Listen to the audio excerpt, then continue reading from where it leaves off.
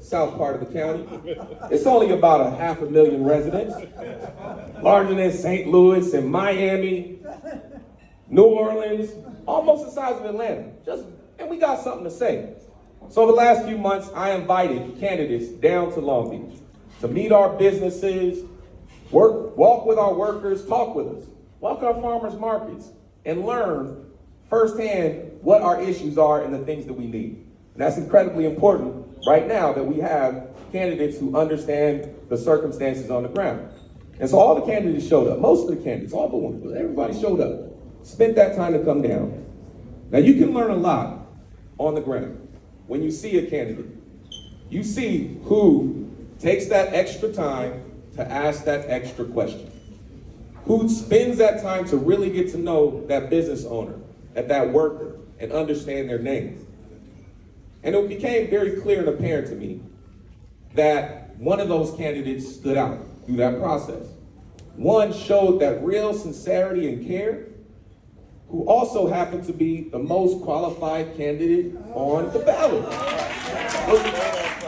So after we did this tour and walked and talked, we actually visited a company that's building the world's first commercial space station in Long Beach, vast space.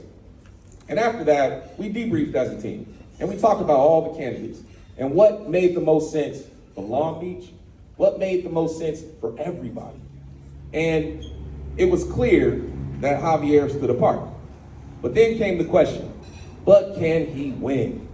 Because back then, the polls looked very different than they look today. But at the end of the day, we want a governor who will stand with us, a governor who will stand up for vulnerable, working families when they need them the most. So ahead of polling or any other qualification, values are what matters. That's right. When we elect the leader of our state. That's right. The polls look a little bit different now. Yeah. I think we got a shot at this thing. I think if we continue to work together, and that's not by accident, I think the voters are waking up and starting to understand what is needed in California. That we have built a campaign across the entire state, intergenerational, intersectional, no matter how you pray, what hot sauce you eat, no matter who you love.